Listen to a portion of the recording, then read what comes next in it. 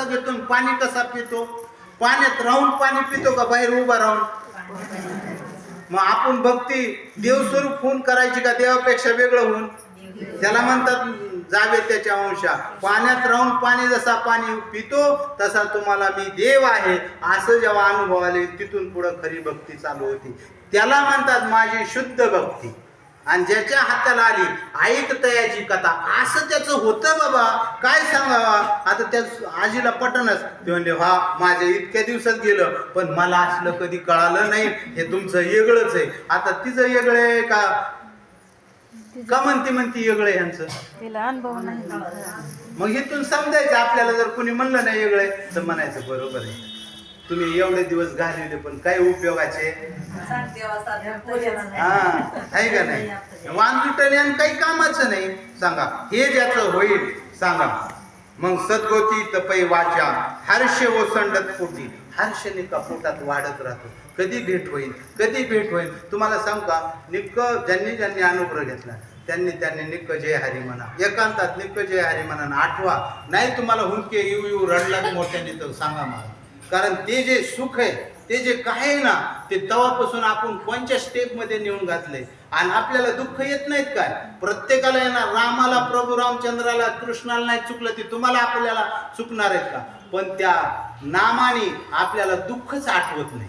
त्या नामाने मग येऊ द्या ना. दुःख जर नाही आठवलं तर येऊ द्या दुःख. दुःख कोणचे? जे नसलेलं दुःख आहे. काय आता एखादा मनुष्य मृगजळात आंघोळ केली आणि म्हणला लयच थोडी भरली लयच पाणी गार होतं. त्याचं म्हणणं खरं का खोटं? हा म्हणून तर तुमचं कोणी ऐकत नाही. आणि मृगजळ मग ते खोटं तुमचं बरोबर आहे पण त्याला खरं इतका अभ्यास केला काय केलं पण त्याला मृगजळच अजून कळालेलं. आणि मृगजळ कशाला म्हणते सांगा बरं?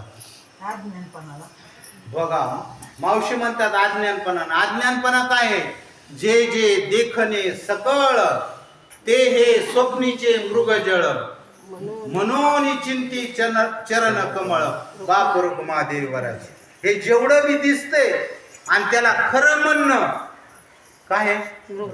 मृगजळ. आणि त्यात डुबू आंघोळ्या करते. हे आम्ही करतो तेच खरं. अरे बाळा तू जागा हो उठ जागे हो असे संत त्यांना जागे करतात. हे खरं नाही बाबा. तू जे म्हणतो स्वप्नात आहे अजून आणि त्या स्वप्नातून आपल्याला जागा करायचंय. आणि मुक्ताताई म्हणली नको बाबा आता नामदेव तर ते पंढरपूरचे येतं त्यांना कशी बोलून ते कीर्तन करायचं तर जमन का? काय म्हणली मुक्ताताई? या महाराज मी तुमच्या पाय पडते.